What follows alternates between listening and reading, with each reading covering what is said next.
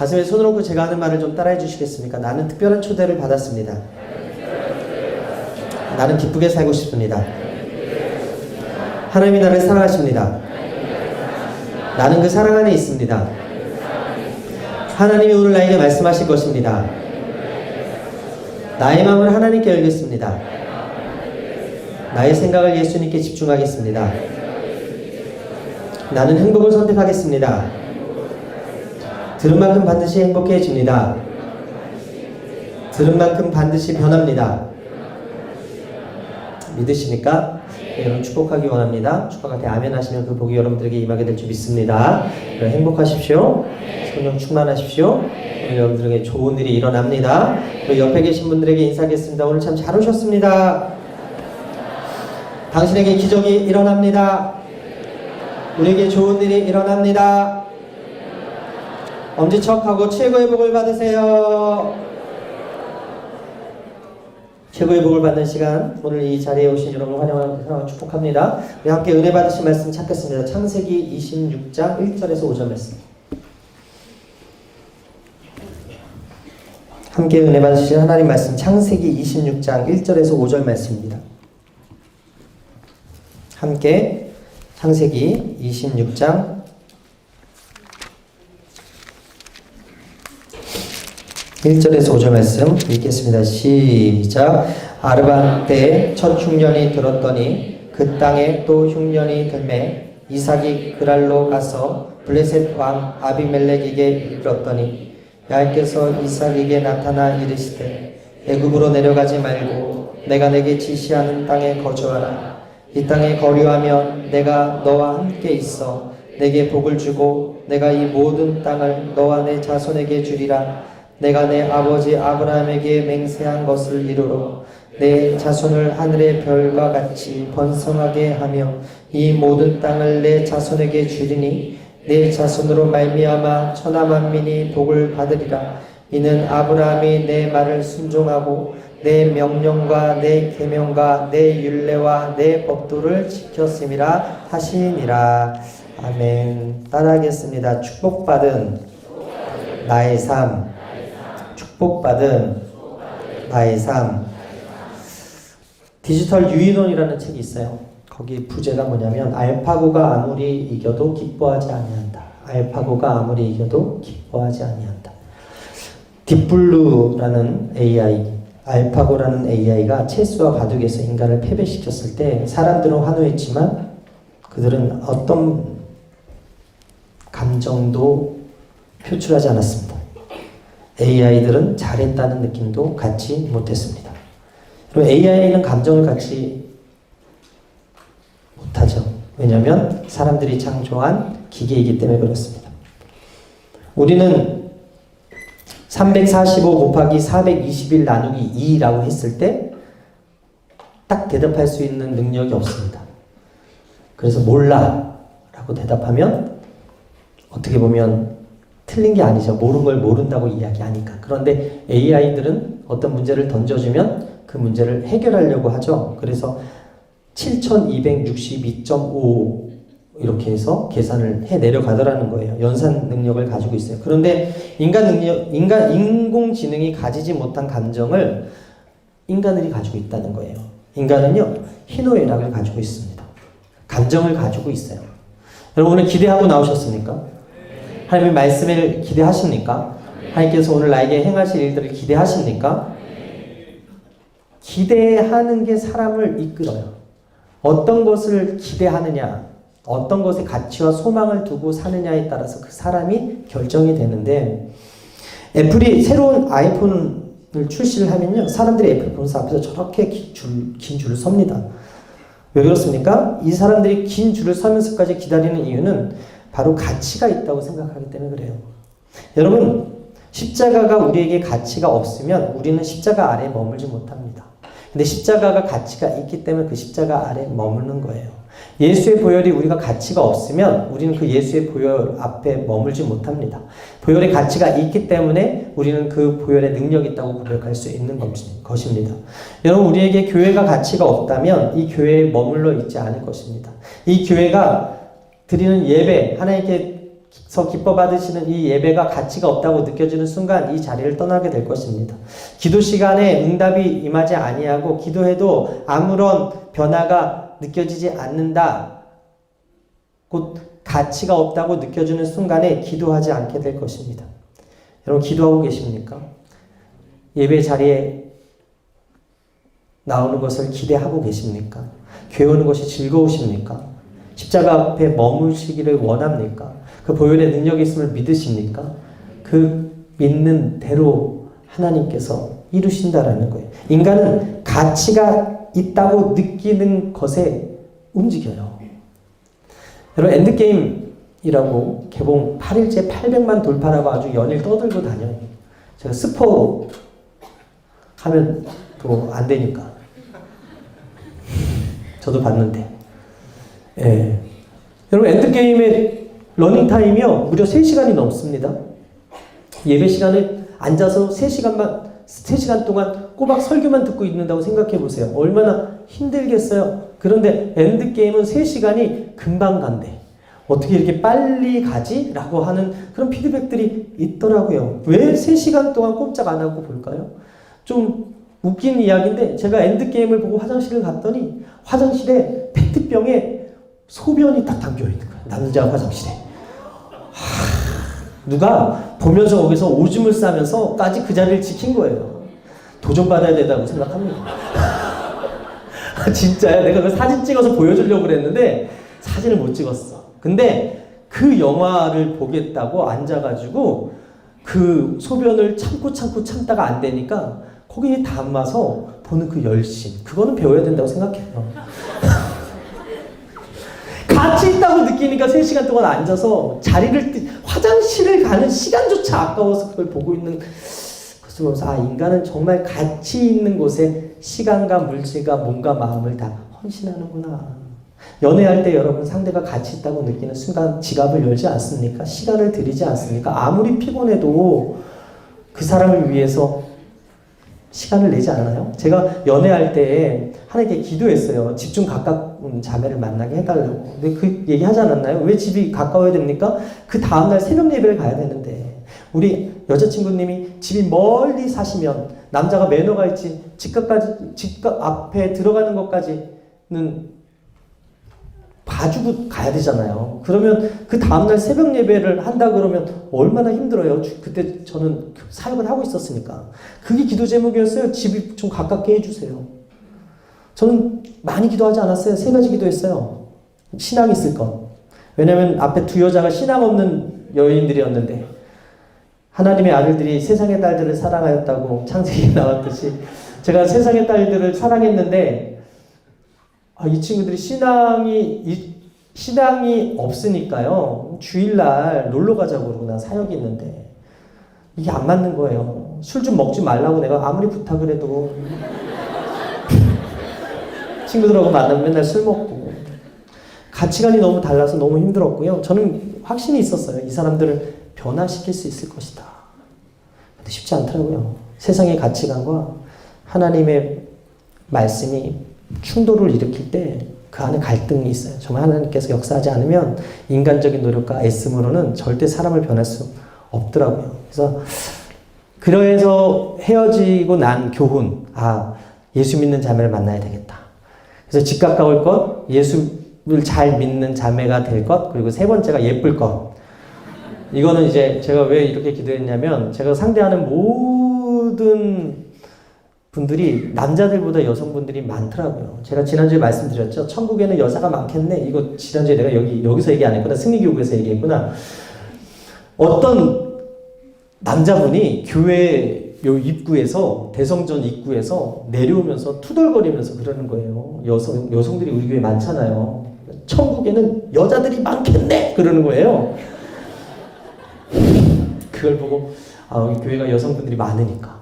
근데 제가 상대하고 제가 사역하는 분들이 남성들보다 여성들이 훨씬 많잖아요. 근데 결혼한 내 와이프보다 앞에 있는 사람이 더 예쁘면 그럴 리는 없겠지만 마귀가 틈타고 음란 마귀가 딱 들어와가지고 그러면 안 되지만 가정이 깨어지는 일을 할 수도 있겠다라는 걸 저는 청년 때 했어요. 청년 때. 그래서 기도했어요. 하나님, 제 여자친구는 꼭 예뻐야 됩니다. 제가 누굴 만나도 유혹에 넘어지지 않을 만큼 예뻐야 됩니다. 저희 그렇게 기도했거든요. 딱 3가지. 신앙, 예쁠 것, 집 가까울 것. 근데 하나님이 그걸 다 들어주셨어요. 거기다 덤으로 요즘 제가 애까지 넷을 낳아주시고, 그리고 제가 사역을 하는데 있어서 너무나 쉽지 않은 상황 속에 있는데도 불구하고 다 이해해주고, 어제는 또 제가 되게 힘든 일이 있었는데 여기 담이 왔어, 담이. 진짜 사역 한 그 연수를 따져보면 제가 담이 온 적이 없었는데 어제는 스트레스를 너무 많이 받았는지 담이 왔는데 그 밤에 담까지 다 풀어주고, 그래서 요즘 제가 저희 사모님한테 그냥 고맙다고만 얘기해요. 그냥 계속 고마워. 국민의 마음이 들면 가정이 행복합니다. 할렐루야. 여러분들에게 그런 은혜가 있을지어다. 오늘 이 밤에 배우자를 위해서 기도하시는 분들 많이 기도하지 마시고, 많은 조건을 놓고 기도하지 마시고, 여러분 정말 들어주실 거예요. 하나님 다 들어주시는데 너무 많은 조건들을 이야기하면 그 사람이 날 안 좋아해요. 그러니까 짧고 굵으면서 하나님이 들어주실 만한 거 3개에서 5개 정도만 기도하시면 하나님께서 덤으로 더 많은 것을 주실 줄 믿습니다. 내가 왜 이 얘기를 했지? 가치가 있어서 그래. 가치가. 그 사람이 가치가 있다고 느껴지니까 내가 그 사람을 위한 시간과 돈 쓰는 것과 함께하는 이 모든 것이 아깝지 않더라는 거예요. 사랑하니까. 사람은 인공지능과 달리 희노애락이 있을 뿐만 아니라 꿈과 기대감을 가지고 삶을 살아가죠. 사진 한 장을 보여드리는데 이 사진에는 오토바이를 같이 있게 생각해요. 잘 보이세요? 오토바이를 침대에 올려놓고 그 옆에서 쪽잠을 자고 있는 사람, 이 사람에게는 자기보다 오토바이가 소중한 거예요. 가치 있는 거예요. 그러니까 침대를 내주는 거죠. 여러분, 인간이 태어나서 75세까지 산다고 생각하고 어떤 사람이 계산을 했대요. 식대 5,000원씩 아침, 점심, 저녁으로. 그래서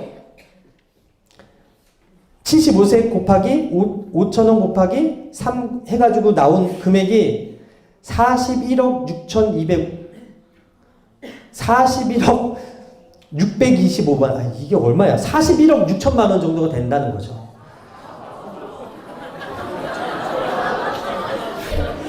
우리 사모님이요 그랬어요. 올라갈 때 꼭 숫자를 정확하게 해서 올라가는 거. 숫자 약해. 4억 천이에요? 예. 4억 천이라고 41억이 아니고? 옆에 계신 분들에게 인사하겠습니다. 당신은 4억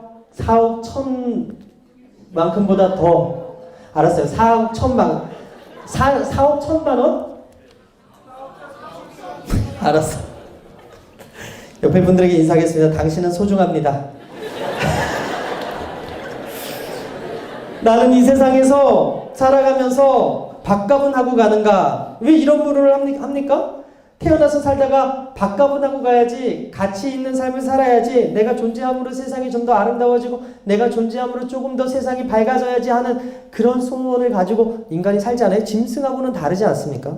이것이 어쩌면 짐승과는 다른 인간의 특징인데, 꿈을 먹고 살고 기대를 먹고 살고 가치 있는 것에 시간을 투자하며 사는 것이 인간의 삶이에요. 그런데 우리 인생이 다 완벽하면 좋겠어요. 내 생각대로 이루어졌으면 좋겠어요. 그런데 그렇지 않더라고요. 김밥 천국인지 알고 들어갔다가 되게 재밌는 걸 봤는데, 김밥 천국인지를 알고 들어갔다가 김천국밥을 김밥 천국인지 알고 들어갔는데 김천국밥을 먹은 어느 네티즌이 올린 사진을 봤어요. 김밥 먹으러 갔다가 국밥 먹고 나왔다고. 실수죠. 근데 이런 실수를 한다는 거죠. 이런 실수가 있는 세상에 우리가 산다는 거예요. 오늘 목사님이 아침에 버스를 타고 왔는데 이 핸드폰을 들고 있었거든요. 근데 갑자기 어떤 사람이 바빴나 봐요. 그래가지고 달려가다가 제 손을 쳤는데 이 손에 있었던 핸드폰이 뚝 떨어진 거예요. 떨어진 건 괜찮아. 주우면 되니까 주웠더니 액정이 쫙 나가 있는 거야. 근데 잡아야 되잖아요. 그래서 잡았더니 사람이 너무 많아. 누군지 모르겠는 거예요. 그래서 알아봤더니 22만 8천 원 달라 그러는데, 동생이 삼성전자 직원이라서 좀 디스카운트를 좀 해가지고 18만 원 해가지고 오늘 아침에 바꿨잖아요. 교체했어요. 나는 아무런 잘못이 없다고 생각했지만 손에 들고 있었던 죄로 말미암아 실수로 떨어졌을 때, 그리고 오늘 제가 그 설교 이 원고를 좀 늦게 줬어요. 컴퓨터에 이게 뜨는 거예요. 이게 떠가지고 계속 강제 종료가 돼가지고 내가 작업하던 게 날아가고 4번 정도가 계속 저장을 하는데도 저장도 안 되고 프린터를 하려고 그러는데도 안 되고, 그래서 오늘 정말 너무 힘든 하루였거든요. 내 마음대로 되는 것이라면 얼마나 좋겠습니까? 내 생각대로 살 수 있는 세상이라면 얼마나 좋겠어요? 그런데 그렇지 않더라고요. 이 실수를 하며 사는 세상 속에서, 실수를 할 수 있는 세상 속에서 무엇이 중요하냐면 이 실수를 어떻게 해석할 것인가, 이 상황을 어떻게 받아들일 것인가는 우리의 몫이라는 거예요. 여러분, 우리 이정기 목사님이 설교 중에 말씀하셨는데 제가 또 오늘 언급을 하면, MBC 마이 리틀 테이비에 김수미 씨가 장동민 씨가 함께 다양한 주제를 가진 콘텐츠 방송을 하는 모습이 공개됐고, 여러분들 이 영상을 찾아보셨으리라고 보는데 이미 많은 사람들이 보고 공감을 했을 거예요. 이날 김수미가 회사에 가기 싫어하는 시청자에게 욕을 좀 해주세요 했더니, 가지마 짜씨가 가난하게 살아봐 이 XX야, 넌 빚쟁이한테 목숨을 위협당하고 발로 차야 정신을 차린다. 그리고 사채업자한테 시달려봐라. 그 사람들은 수단과 방법을 가리지 않는다면서 욕을 하는 거예요. 한 시청자는 다이어트를 해야 하는데 하기 싫다면서 욕을 좀 해달라고 하니까 또 김수미 씨가 뭐라 그래요? 처먹어라. 그래서 허리둘레 40이나 되라. 처먹고 돼지가 되라. 인생 멋대로 살고 고지혈증 당뇨병 걸려서 요단강 건너가 죽어라. 그러면서 기도하는 거예요. 오 주님, 이 불쌍한 영혼을 주님께로 올려드립니다. 충정요법으로 정신을 바짝 들게 하는 거예요. 먹고는 싶은데 살은 찌기 싫어하고, 자고는 싶은데 회사는 가기 싫어하고, 노력하기는 싫은데 돈은 말기 많이 벌고 싶어하는 심리. 이것이 바로 우리 가진 심리고 이 시대의 고민이고 살아있는 사람들의 모든 문제라고 생각을 합니다. 여러분, 오늘 읽은 본문의 주인공은 이삭입니다. 어찌 보면 이삭도 하나님이 택한 아브라함의 자식이고 독생자였고 100세 때 얻은 아들이었기 때문에 하나님이 인정하신, 그리고 아브라함의 정말 독생자로서 금지옥역 내 새끼로 키워진 그런 아들이었는데, 하나님의 축복을 받아들이는 그런 인생을 살 사람이었는데, 오늘 본문에서 볼 수 있는 것은 인생의 기근이 그에게도 찾아왔다라는 거예요. 1절을 함께 읽을까요? 시작. 아브라함 때에 첫 흉년이 들었더니 그 땅에 또 흉년이 들며 이삭이 그랄로 가서 블레셋 왕 아비멜렉에게 이르렀더니. 이삭 믿음의 조상 아브라함의 아들이고 하나님이 복주식으로 작정한 사람이고, 그런데 그 사람도 흉년을 만났어요. 오늘 1절에 보게 되니까 아브라함 때도 흉년이 있었는데 이삭의 때도 흉년이 찾아왔어요. 근데 그 땅이 어떤 땅? 하나님이 가라고 하셔서 지시할 그 땅이었는데 그 땅이 흉년이 들었어요. 여러분, 우리 시대에 예수 잘 믿어도 흉년이 찾아와요. 우리 시대에 교회 잘 다녀도, 기도 열심히 해도 흉년이 찾아와요. 하나님이 인정하시는 믿음 가지고 있어도 흉년이 찾아오더라고요. 고난이 찾아오더라고요. 여러분, 요셉이요, 꿈꾼 죄밖에 없는데 애굽에 팔려 나가지 않습니까? 근데 하나님께서 그를 총리로 높여 주었습니다. 총리로 높여 주었던 그때 7년 풍년 이후에 7년 흉년이 찾아왔습니다. 창세기 41장 54절에 요셉의 말과 같이 7해 흉년이 들기 시작하며 각국에는 기근이 있었으나 애굽 온 땅에는 식물이 있더니. 알고 보니까 이 흉년, 온 땅의 흉년은 결국 요셉을 높이시기 위한 하나님의 섭리였고, 형제들을 그 애굽 땅으로 불러들이는 장치였고, 그리고 그 형제를 만나서 용서를 해주는, 그래서 하나님이 하신 것을 고백하는 하나님의 기막힌 연출의 도구가 무엇이었다? 흉년이었다. 아합에게서 엘리야가 찾아가서 내 말이 있기 전까지는 비가 내리지 않을 것입니다 라고 이야기했어요. 그리고 하나님께서 숨으라고 이야기했던 곳이 어디냐? 그릿시네가라는 곳입니다. 열왕기상 17장 3절 이하 함께 읽을까요? 시작. 너는 여기서 떠나 동으로 가서 요단 앞 그리시다가에 숨고 그 시냇물을 마시라. 내가 까마귀들을 명하여 거기서 너를 먹이게 하리라. 저가 야훼의 말씀과 같이 하여 곧 가서 요단 앞 그리시냇가에 머물매 까마귀들이 아침에도 떡과 고기를 저녁에도 떡과 고기를 가져왔고 저가 시내를 마셨더니 7절 시작. 땅에 비가 내리지 아니하므로 얼마 후에 그 시냇가가 마르니라. 하나님이 가라 했어요. 열왕기상 17장 3절에. 그런데 7절에 보게 되니까 얼마 후에 그 시내가 말랐대요. 그리시냇가로 와서 마른 일이 있다면 어떻게 해석해야 돼요? 하나님 나 죽이려고 하시는 건가? 하나님이 가라고 했는데 왜 시내가 마르지? 결국 그 상황 속에서 또 하나님의 말씀이 임했어요. 사르밧의 과부의 집에 가라고. 시돈의 땅 사르밧 과부에게 가서 그곳에 과부를 살리고 그곳에 하나밖에 없는 아들을 살리고 자신도 그 가뭄의 시기를 지낼 수 있는 안식처를 얻게 되는 것이 하나님의 뜻이었다. 여러분 말씀의 인도함 받는 사람은요. 이 일은 내게 있어서 꼭 있어야 되는 일이구나. 이 흉년과 이 고난과 이 어려움의 시기는 하나님께서 나에게 더 좋은 것을 주시기 위한 축복의 장치구나 라고 해석하는 사람과 하나님이 나를 미워해서 이렇게 주시는 거야. 하나님이 나를 싫어해서 이렇게 주시는 거야 라고 해석하는 사람의 그 인생의 차이는 너무나 다른 거예요. 믿음의 사람은 하루하루 말씀대로 인도함 받다 보면 다 좋지 않아요. 가끔은 흉년도 만나고 가끔은 고난도 만나고 가끔은 원수도 만나고 가끔은 함정에도 빠지고 시험에도 들고 여러 가지 어려움에 봉착하지만 그러나 그 인도함을 받는 그 길은 하나님께서 마침내 복을 주시기 위한 마침내 은혜 주시기 위한 마침내 용서하시기 위한 마침내 하나님께서 주실 수 있는 최고의 복을 주시기 위한 장치를 믿으시게 되기를 주님의 이름으로 축원합니다.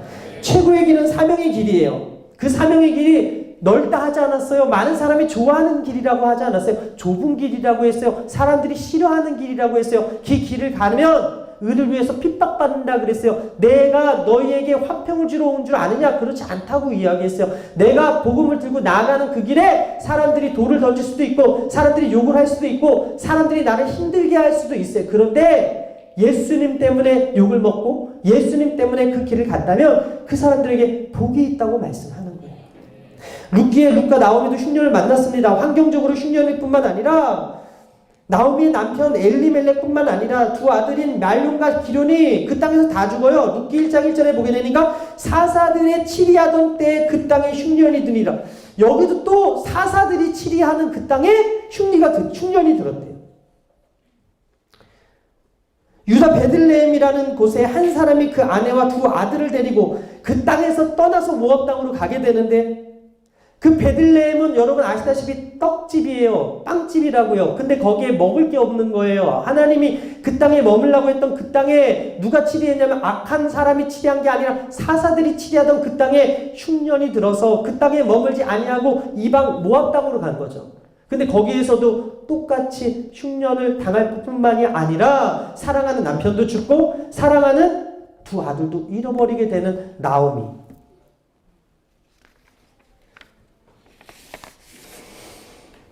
그런데 그 고난이 다시 베들레헴 떡집으로 돌아오게 하고 그곳에서 마침 누구를 만납니까? 우연히 누구를 만납니까? 룻의 배우자 보아스를 만나게 됩니다. 룻기 2장 3절에서 4절 시작.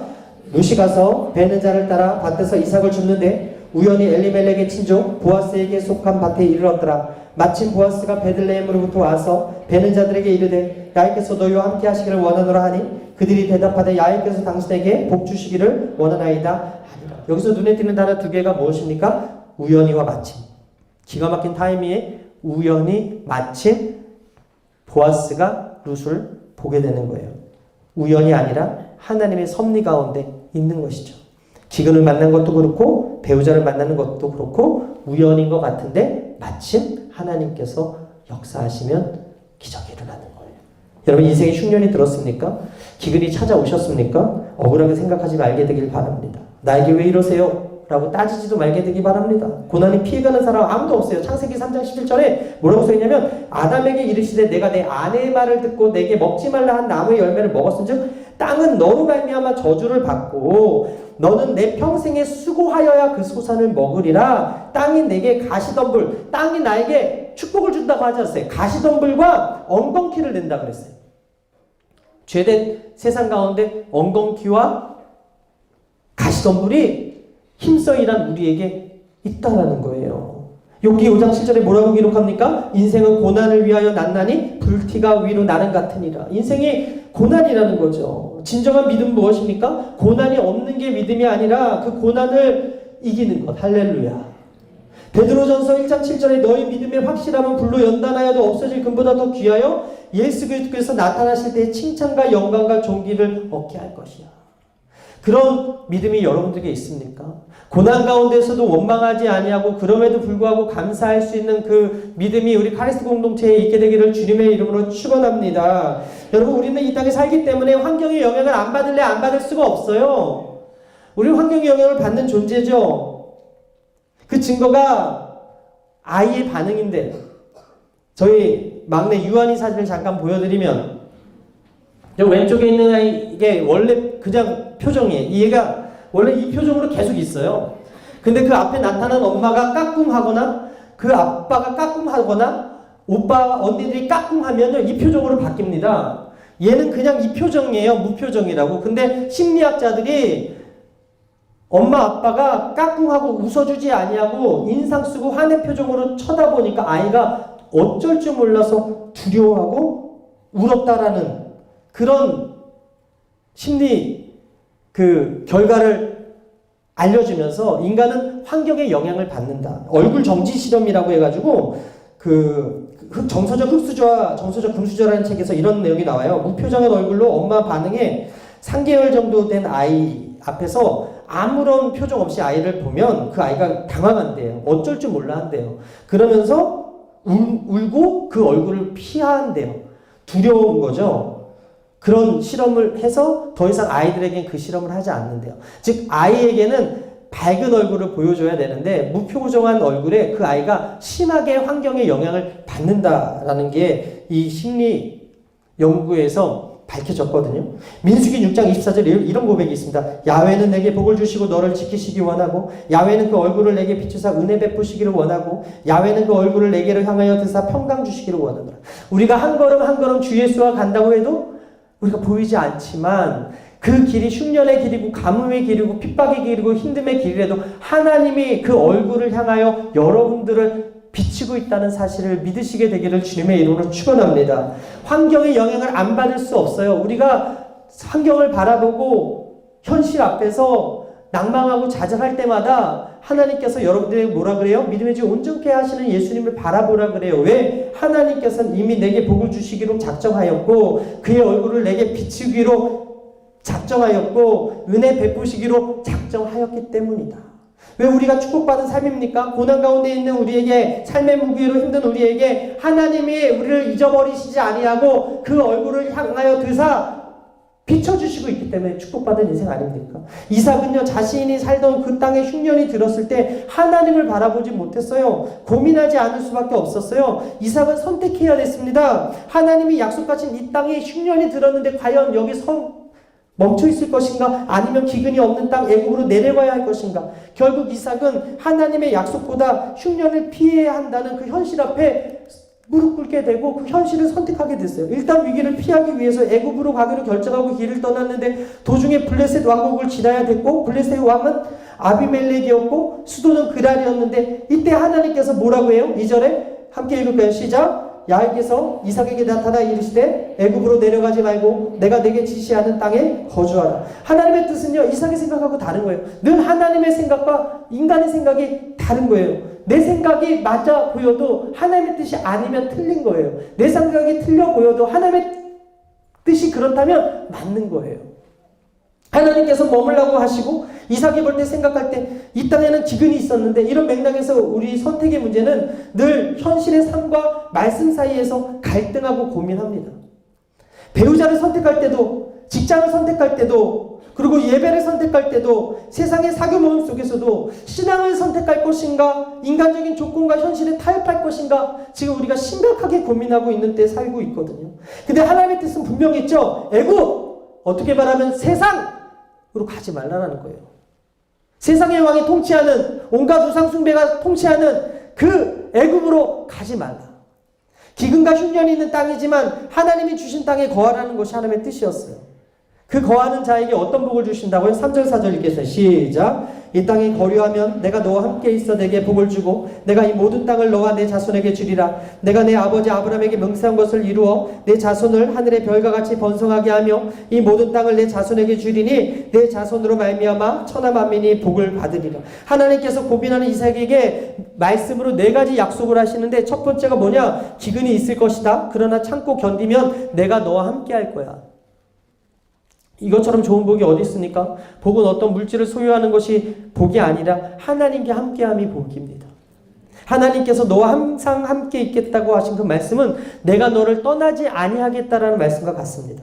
예수님도요 제자들에게 이렇게 말씀하셨죠. 마태복음 28장 20절 시작. 내가 너희에게 분부한 모든 것을 가르쳐 지키게 하라. 볼지어다 내가 세상 끝날까지 너희와 항상 함께 있으리라. 요한복음 16장 33절 시작. 이것을 너희에게 이르는 것은 너희로 내 안에서 평안을 누리게 하려 함이라. 세상에서는 너희가 환난을 당하라. 담대하라 내가 세상을 이기었노라.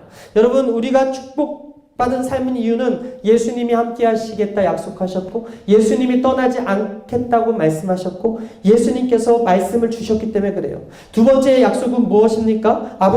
이삭이 받은 두 번째 약속의 말씀은요. 약속의 땅을 너와 내 자손에게 주겠다는 땅에 대한 약속이었고 세 번째 약속은 약속의 땅에서 살게 될 사람들 즉 약속의 씨를 너를 통해서 주겠다 하는 그 자녀의 축복의 약속이었고 네 번째 약속은 내 자손으로 인해서 천하 만민이 복을 얻으리라고 하시는 말씀대로 약속의 시 가운데 훗날 메시아를 주시겠다는 약속을 하고 있는 거예요. 아브라함도 25년 동안 믿음이 없어서 인간적이고 세상적인 방법으로 하나님을 섬겼기 때문에 이 그랄 땅에서 아비멜렉에게 사라를 누이라고 속이는 사건이 있었어요. 그럼에도 불구하고 하나님께서 간섭하셔서 그 사라를 구하시고 그 사라를 통해서 약속의 씨를 이어가셨어요. 여러분 예수 믿는 사람이 시련을 겪는 까닭은요 하나님께서 주시는 그 믿음으로 사는 것이 아니라 자신의 믿음과 자신의 선택으로 살아가기 때문에 위기를 만나고 어려움을 만나는 거예요. 여러분 아이들에게 저희 아내가 가끔 유산균을 먹이는데 유산균이 맛이 없어요. 근데 아이들은 뭘 더 좋아하냐면 사탕을 좋아하고 젤리를 더 좋아해요. 몸에 더 좋은 건 유산균인데. 마태복음 7장 11절에 너희가 악한 자라도 좋은 것으로 자식에게 줄 알고는 하물며 하늘에 계신 너희 아버지께서 구하는 자에게 좋은 것으로 주시지 않겠느냐. 이렇게 말씀하고 있어요. 여러분 하나님이 주시는 것은 좋은 겁니다. 믿으시면 아멘. 이 자리에서 주시는 말씀은 좋은 겁니다. 믿으시면 아멘. 가치 있고 소중하다고 생각해서 이 시간을 쪼개서 나온 여러분들에게 하나님께서는 나쁜 거 주지 않으세요. 하나님께서는 여러분들이 원하는 것보다 더 좋은 걸 기대하게 하시고 더 좋은 걸 준비하고 계시고 더 좋은 거를 주시려고 기다리고 계시는데 우리는 가끔 환경을 바라보고 가끔 그 어려운 선택의 기로에서 인간적인 방법을 쫓아 살아갈 때가 너무나 많이 있다는 거예요. 따라하겠습니다. 하나님은 나에게 늘 좋은 것을 주신다. 하나님은 인내하고 참는 자에게 좋은 것을 반드시 주신다. 저는 바라면 여러분들이 인간적인 눈으로 인간적인 현실 앞에서 세상이 보암직도 하고 먹음직도한 것들을 쫓아 살아가는 인생이 되는 것이 아니라 그 땅이 비록 흉년이 들고 그 선택이 비록 다른 사람들이 봤을 때 잘못된 선택이라고 해도 하나님께서 원하시는 선택이라면 순종함으로 하나님께 복을 받아 누리는 여러분 되시기를 주님의 이름으로 축원합니다. 하나님은 어려운 현실과 환경 속에서 더 큰 은혜, 더 좋은 것을 주실 것을 약속하시는 좋으신 하나님이에요. 오늘 이 예배 가운데 이 자리에 나와 말씀 듣는다고 해서 당장 여러분들의 처한 환경이 바뀌진 않을 겁니다. 상황이 달라지지도 않을 겁니다. 그러나 우리 삶이 축복받았다고 고백할 수 있는 것은 하나님이 말씀으로 위로하고 계시기 때문에 그렇습니다. 더 좋은 것을 주시겠다고 약속하고 있기 때문에 그렇습니다. 똑같은 자리에서 똑같은 말씀을 들어도 어떤 사람은 이 말씀 말씀을 아멘으로 받고 어떤 사람은 이 말씀을 또 똑같은 말씀 하시네 하고 받을 수 있을 거예요. 여러분 왜 우리가 성령 충만해야 되는지 아십니까? 성령 충만할 때 바른 선택을 할 수 있어요. 성령 충만할 때 세상이 원하는 선택이 아니라 하나님이 기뻐하시는 선택을 할 수 있습니다. 성령 충만할 때 유혹을 이길 수 있어요. 성령 충만할 때 환경이 아니라 하나님을 바라보는 믿음이 생기고 약속을 기억하는 믿음이 생기기 때문에 그렇습니다. 여러분 축복받은 삶을 살고 싶으십니까? 성령 충만하십시오. 여러분 마블이 왜 잘 됩니까? 마블의 선지자 같은 사람이 있어요. 바로 만화가이자 출판인인 마블 코믹스 명예회장으로 지난 2018년에 생을 마감한 스탠리라는 사람이에요. 이번에도 어벤져스에서도 나왔는데 그가 미리 앞을 바라보고 그림을 그려놨어요. 전체 그림을 다 그리니까 이 영화, 저 영화에 장치들이 있는데 그 장치들을 모아서 엔드게임이라는 영화를 만들었더니 보신 분들은 알겠지만 너무나 영화를 잘 만들었다고 이야기를 하는 거예요. 그리고 어떤 영화를 끝내면 그 마블의 마지막에 엔딩 크레딧이 다 올라가고 나서 사람들이 기다리는 영상이 뭐냐면 쿠키 영상이라는 것인데 그 쿠키 영상은 뭡니까? 다음에 또 이어질 그 스토리에 대한 복선이 있는 그런 영상이거든요. 마블이 아무리 그냥 CG가 화려해서 마블 열풍이 있는 것이 아니라 마블의 세계관이라는 큰 그림을 그린 한 사람으로 말미암아 지금 이 마블이라는 회사가 있는 거거든요. 여러분 다시 세움이라는 책에서 미국 월트 디즈니가 개장될 때 이야기가 실려 있는데 월트 디즈니가 죽은 다음에 디즈니 월드가 개장이 된 거예요. 사회자가 그 디즈니 여사 아내, 월트 디즈니의 아내를 소개하면서 월트 디즈니 회장님이 이 개막식을 보았다면 얼마나 좋았을까요? 라고 말하니까 그 아내가 뭐라 그러냐면 그는 이미 디즈니 월드를 가장 먼저 본 사람인걸요. 이미 다 보고 꿈을 꾸었습니다. 라고 이야기했다고 합니다. 기가 막힌 이야기인데 그가 개장식을 못 보고 비록 죽었지만 머릿속에 꿈을 꾸면서 펼쳐지고 가장 먼저 본 사람이 바로 이 남편이었다라는 거예요. 여러분 하나님이 누군가에게 복 주시기로 약속하시면 그 복이 그대로 됨을 믿으시게 되기를 바랍니다. 여러분 우리가 만나는 흉년이요, 우리가 만나는 고난이요, 우리가 만나는 애굽이요, 우리가 만나는 여러 가지 잘못된 선택으로 인한 그 아픔이요, 하나님께서 다 알고 계세요. 그런데 왜 우리에게 이런 것을 주십니까? 마침내 복을 주시기 위해서. 마침내 하나님께서 하셨구나라는 그런 고백을 하기 위해서 가끔은 우리가 신앙이 좋고 가끔은 말씀도 잘 듣고 가끔은 교회에서 열심히 신앙생활하고 기도도 열심히 하는데도 불구하고 그런 흉년을 만나고 가뭄의 때를 만날 수도 있다라는 것입니다.